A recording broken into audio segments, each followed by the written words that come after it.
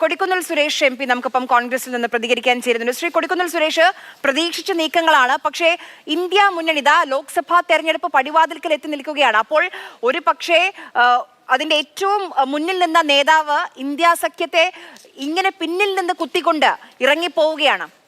ഇറങ്ങിപ്പോവുക മാത്രമല്ല, BJPയുടെ ഭാഗമാവുകയാണ്, NDAയുടെ ഭാഗമാവുകയാണ്.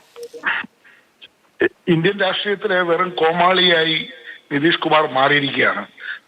ഏത് കോമാളി വേഷം കെട്ടുന്നതിനും തനിക്ക് യാതൊരു മടിയുമില്ലെന്ന് തെളിയിച്ചുകൊണ്ടിരിക്കുകയാണ് അദ്ദേഹം. അതോടൊപ്പം തന്നെ ഇത്തരം പ്രവണതകളെ പ്രോത്സാഹിപ്പിക്കുന്ന BJPയുടെ രാഷ്ട്രീയ പാപ്പരത്വമാണ് ഇവിടെ നമ്മൾ കാണേണ്ടത്. BJPയുടെ ഭാഗമായി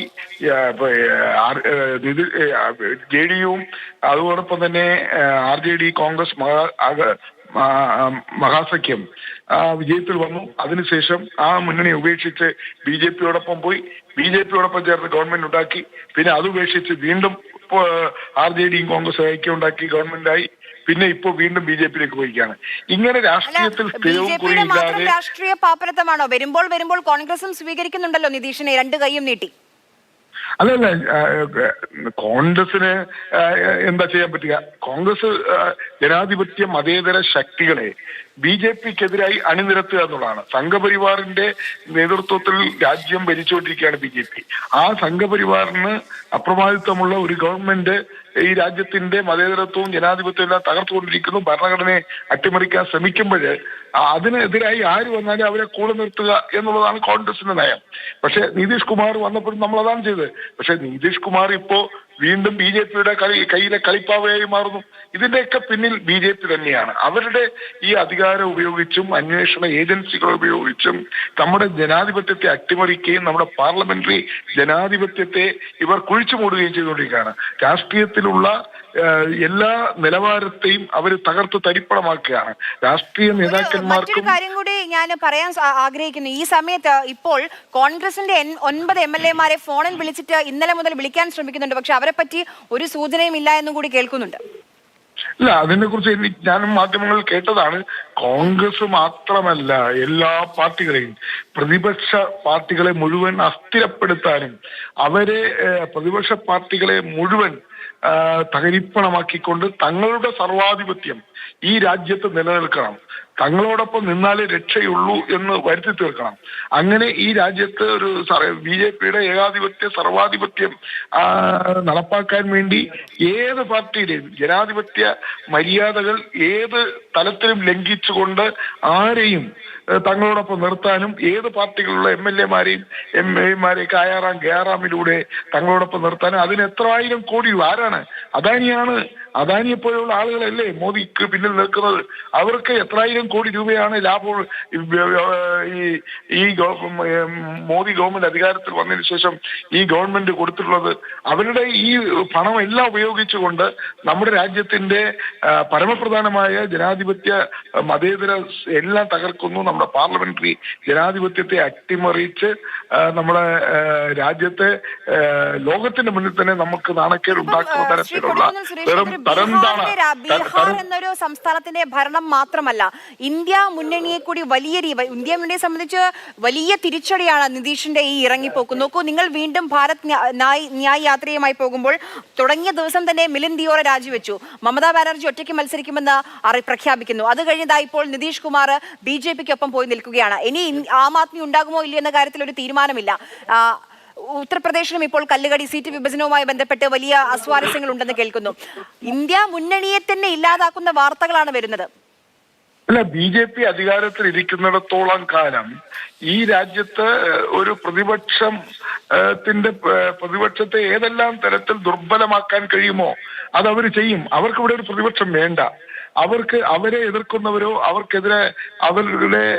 അവർക്കെതിരായി സംസാരിക്കുന്നവരോ പാർലമെന്റിനകത്തോ പുറത്തോ രാജ്യത്ത് എവിടെയും ഉണ്ടാകാൻ പാടില്ല എന്നാണ്. ഇതൊരു ഏകാധിപത്യത്തിന്റെ സൂചനയാണ്. ഇതൊരു മൾട്ടി പാർട്ടി സിസ്റ്റത്തെ പൂർണ്ണമായി ഇല്ലാതാക്കുന്ന ഒരു പ്രവണതയിലേക്കാണ് രാജ്യത്തെ കൊണ്ടുപോകുന്നത്.